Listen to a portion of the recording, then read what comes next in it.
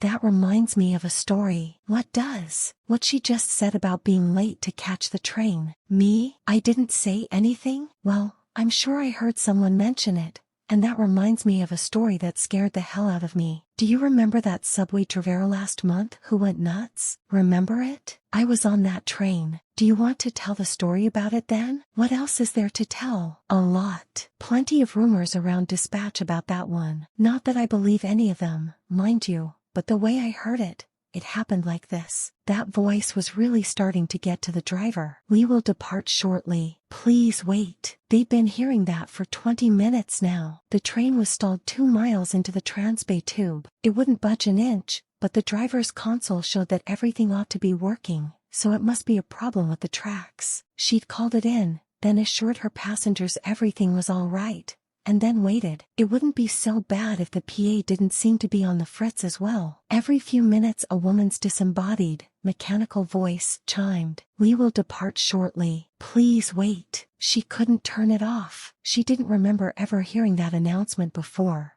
but then, she'd never had a breakdown like this before either. The train hummed on its electric rails, sealed up inside a steel tube submerged 130 feet below the surface of the bay. Her ears were stopped up from the pressure of the water above them. Up ahead, all the driver could see was darkness, the occasional lighting fixtures doing nothing except demonstrating precisely how pitch black it really was down here. She'd made this trip 6 times a night every night for 7 years, back and forth across 30 miles of track between SFO and Bay Point, which meant back and forth through the underwater tunnel 6 times, and never before had she stopped to consider the crushing weight of all that water. She thought she could hear bolts straining and water dripping somewhere. Just her imagination, of course. But still. We will depart shortly. Please wait. She toggled the PA switch again. It hadn't done anything the last 5 times, but she could help trying NCE more. She checked the security monitors. The passengers seemed calm enough, considering the circumstances. Her 4-car train held only 7 people as they came up on 1 o'clock in the morning. 2 were dozing, and 1 was pacing the aisle. All but 1 had white earbuds snaking into the sides of their heads, and they would nod now and then to whatever they were hearing. She envied her rider's calm. If it just weren't so dark out there, she might not be so frazzled.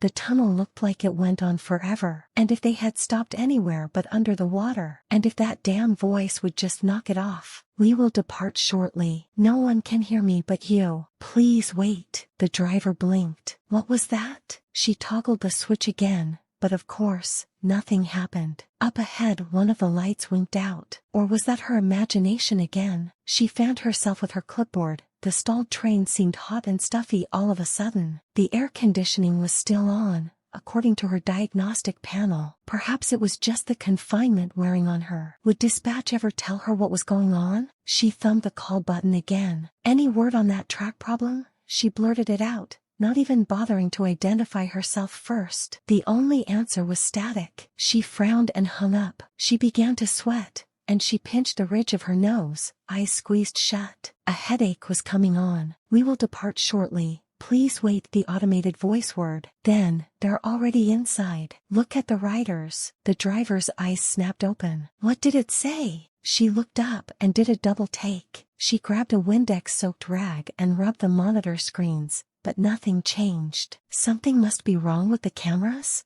Cars 3 and 4 looked fine, but in car 2 both of the sleeping passengers looked like indistinct, gray blurs. In car 1, the same car she occupied, in the driver's carriage up front, the pacing man looked perfectly normal, but the woman in the back seat with the earbuds in also appeared blurry and distorted, as if a film of cobweb or a tiny fog bank covered her body. The driver looked over her shoulder, peering into the car through the plastic divider. The woman was still sitting there, staring at the blank tunnel wall outside her window, nodding her head to whatever was streaming through the wires in her ears. She looked perfectly fine. The driver chuckled a little at having scared herself, then rubbed her temples. The annoying recorded voice pinged again. We will depart shortly. No, we won't. We won't leave until what's keeping us here lets us go. You are not watching the riders. This time the driver was sure of what she'd heard. What the hell? She reached for the toggle. You can't turn me off. No one can hear me but you. A tingling sensation crept across the back of the driver's neck. Her hand froze halfway on the switch. Her fingers trembled. Look at the riders again, the voice said. She hesitated. hesitated. Look. When the driver looked, she squinted and then leaned in, as if being closer would somehow change what was there. 2 more of her passengers had lost definition on the video feed, leaving only 2 still showing up clear. The driver tapped. What the hell? The sight of those blurry figures gave her chills. For some reason, their images seemed to wriggle and writhe, as if a cloud of tiny insects were crawling over them. The 2 sleeping passengers woke and, walking in unison, moved up to the first car. She expected to be able to see them clearly once they'd moved, but the grainy blur stuck to them as they moved. She looked over her shoulder again. Both of them were in her car now. One was a teenager, short and fat, the other an old man, gray and thin. They sat side by side in the front seats, though they'd been separate before. The pacer didn't seem to pay them any mind, but he did finally sit down. The driver watched as he fitted in white earbuds. It's spreading. They're inside. You have to get out of here. The train's voice buzzed at her. Shut up, the driver mumbled. She looked at the monitors again. More passengers had moved up. 4 were in the second car now. They all sat rigid in their seats, and they all faced forward. None of them spoke. She called dispatch again, but this time there was not even static, just dead air. Outside, the tube lights were turning out one by one, and the train's lights were flickering too. Help won't come in time, said the train. The PA warbled it was losing power as well. You have to run. They're in the wires. Now everyone was crowded into the lead car. All 7 riders sat side by side in the frontmost seats, staring at her. Their unblinking eyes looked flat and painted on in the flickering fluorescent lights. She tapped on the plastic divider. Folks, she said, working hard to stop her voice from trembling. They'll be here to help us any moment. If you could all just head back to your original seats. We shouldn't crowd the lead car in case of an emergency. No one answered. No one moved. The man nearest her removed his earbuds and looked at her. Her CCTV monitors were failing one by one. The faithful voice of the PA buzzed in her compartment,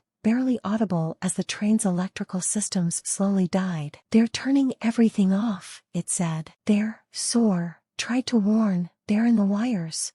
Now everyone was crowded into the lead car. All 7 riders sat side by side in the frontmost seats, staring at her. Their unblinking eyes looked flat and painted on in the flickering fluorescent lights. She tapped on the plastic divider. Folks, she said, working hard to stop her voice from trembling. They'll be here to help us any moment. If you could all just head back to your original seats. We shouldn't crowd the lead car in case of an emergency. No one answered. No one moved. The man nearest her removed his earbuds and looked at her. Her CCTV monitors were failing one by one. The faithful voice of the PA buzzed in her compartment, barely audible as the train's electrical systems slowly died. They're turning everything off, it said. They're sore. Tried to warn, they're in the wires. They used the wires to. The 7 passengers all stood up. The driver went to open the door to her compartment, then thought better of it and locked it instead. Only the emergency lights were on now, and the passengers were dark blue silhouettes in the gray electric haze. Folks, just return to your seats. Return to your seats and her mouth went dry. Too late. The PA was overwhelmed by static. Ired in. Just voices. The static cleared for a moment. The dead are just voices,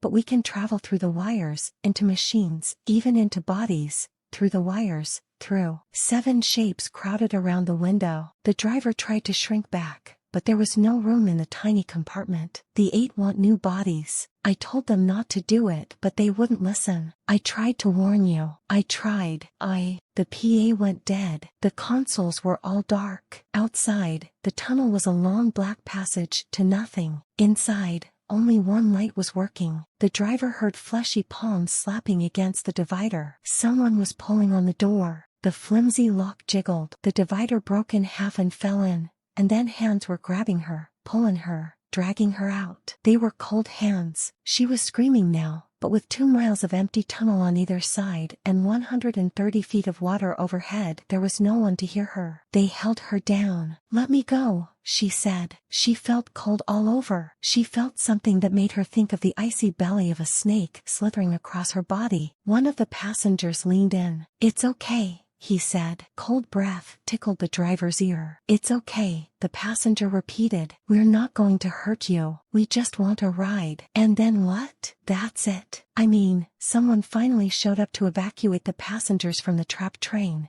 And when they did, they found that driver curled up in a corner, screaming that she wasn't herself anymore. Wasn't herself? Yeah, you know, that there was someone else living inside her head now. Oh God, that's awful. I'm never riding at night again. Man, this whole city's going crazy. Is it just craziness, do you think? That's a good question. I mean, look how many strange stories we've found right here in this bar. Maybe something terrible really is going on under the surface. Like I said, it's all just rumors. Hey lady, you said you were on that train, right? Did my story— Wait a minute. Where'd she go? Lady? Ma'am? Huh, that's funny. She snuck out? The last stop.